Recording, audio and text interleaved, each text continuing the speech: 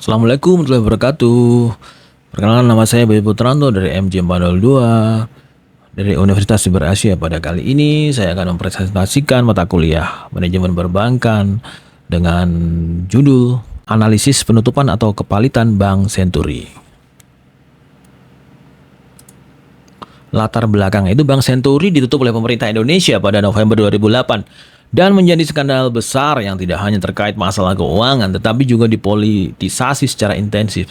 Saat itu LPS mengambil alih Bank Senturi dan menyuntikkan dana talangan atau sebesar 6,7 triliun untuk mencegah dampak sistemik pada perbankan Indonesia. Kasus ini menimbulkan kontroversi karena dana talangan yang jauh lebih besar dari perkiraan awal. Bank Senturi akhirnya diambil alih oleh Bank Mutiara pada 2010 dan kemudian dibeli oleh Bank OCBC NSP pada 2014. Penyebab penutupan Bank Senturi adalah 1. Penyebab finansial dan manajemen, 2. Faktor politik.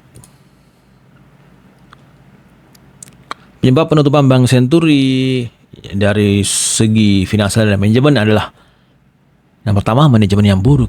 Terjadi praktik fraud atau penyimpangan oleh pemilik dan manajemen bank, termasuk pencatatan keuangan yang tidak transparan dan penyaluran kredit kepada pihak-pihak terkait atau connected lending yang tidak sehat. Pengambilan risiko berlebihan dalam investasi dan pembiayaan tanpa analisis yang memadai. Selanjutnya, likuiditas dan solvabilitas bermasalah. Bank Senturi mengalami krisis likuiditas karena ketidakmampuan memenuhi kewajiban jangka pendek. Rasio modal CAR di bawah ketentuan BI menunjukkan bank tidak memiliki cukup modal untuk menutup kerugian. Penyebab selanjutnya adalah dampak krisis global tahun 2008. Sebagai bank kecil dengan fundamental lemah, Bank Senturi sangat rentan terhadap gejolak ekonomi global yang memperparah kondisi keuangannya. Ini udah ya, fraud dan penyalahgunaan kredit, yaitu terjadi penyaluran kredit fiktif kepada perusahaan terkait pemilik bank atau Robert Tantular dan kawan-kawan tanpa jaminan yang memadai. Markup aset untuk menutup kerugian, termasuk pencatatan palsu surat berharga. Penarikan dana besar-besaran oleh nasabah akibat hilangnya kepercayaan publik terhadap Bank Senturi. Penyebab penutupan kedua adalah dari segi faktor politik, yaitu yang pertama, intervensi pemerintah dalam keputusan bailout. LPS awalnya hanya menjamin 2,7 T, tapi kemudian bailout membengkak menjadi 6,7 T atau triliun. Bahkan ada yang menyebut hingga 10 triliun.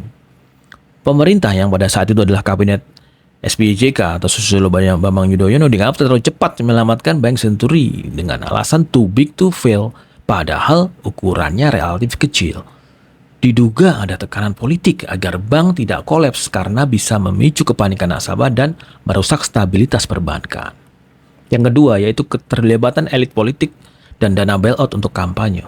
Isu kuat bahwa dana bailout dipakai untuk pendanaan politik, yaitu pada pemilu 2009. Beberapa pihak menuduh sebagian dana mengalir ke partai-partai pendukung pemerintah. Kasus ini menjadi alat serangan politik oleh oposisi, yang mana oposisi itu adalah PDIP dan Gerindra terhadap pemerintah SBY. Yang ketiga adalah politik hukum yang lemah dan perlindungan terhadap pelaku. Apa itu? Robert Tantular dihukum, tetapi tidak ada pejabat tinggi yang ditangkap, meski ada indikasi campur tangan pejabat BI dan Kemenkeu. Pansus DPR pada tahun 2009 sampai 2010 gagal membuktikan penyimpangan bailout, menunjukkan politik pembelaan dari koalisi pemerintah. Langkah yang seharusnya dilakukan adalah yang jelas perbaikan manajemen risiko, yaitu penerapan stress testing secara rutin. Bank Senturi seharusnya melakukan simulasi krisis untuk mengukur ketahanan likuiditas dan solvabilitas dan berbagai yang buruk. Yang pertama, portofolio investasi alih-alih berkonsentrasi pada instrumen beresiko tinggi.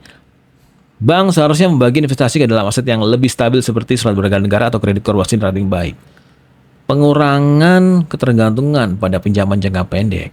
Yang keempat, bank perlu mengembangkan sumber pendanaan yang lebih stabil seperti tabungan dan deposito berjangka untuk mengurangi resiko likuiditas. Langkah selanjutnya adalah peningkatan tata kelola, yaitu pemisahan kekuasaan yang jelas. Harus ada pemisahan tegas antara dewan komisaris, direksi, dan pemegang saham untuk mencegah penyalahgunaan wewenang. Membersihkan dewan direksi yang terlibat fraud dan mengganti dengan profesional independen. Yang ketiga, audit internal dan eksternal yang independen. Selanjutnya, bank perlu memiliki satuan pengawas internal yang kuat dan menggunakan jasa auditor eksternal yang kredibel untuk memastikan transparansi laporan keuangan. Pelaporan keuangan yang transparan selanjutnya itu ya. tidak menutupi kerugian dengan rekayasa laporan keuangan. Kebijakan yang harus diterapkan pemerintah adalah reformasi pengawasan perbankan. OJK harus benar-benar independen, tidak boleh dipengaruhi kepentingan politik.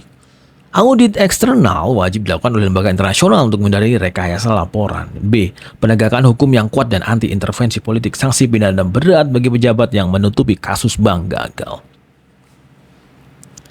Peradilan khusus untuk keuangan untuk mencegah intervensi dalam proses hukum. C. Mekanisme bailout yang jelas dan tidak politis. Aturan too big to fail harus diperjelas lagi agar tidak terjadi alasan bailout bank kecil seperti Bank Senturi. LPS harus punya skema resolution plan, misalnya bail-in atau kreditur atau pemegang saham menanggung rugi sebelumnya uang negara yang dipakai. D. Pengawasan parlemen dan transparansi penggunaan dana publik.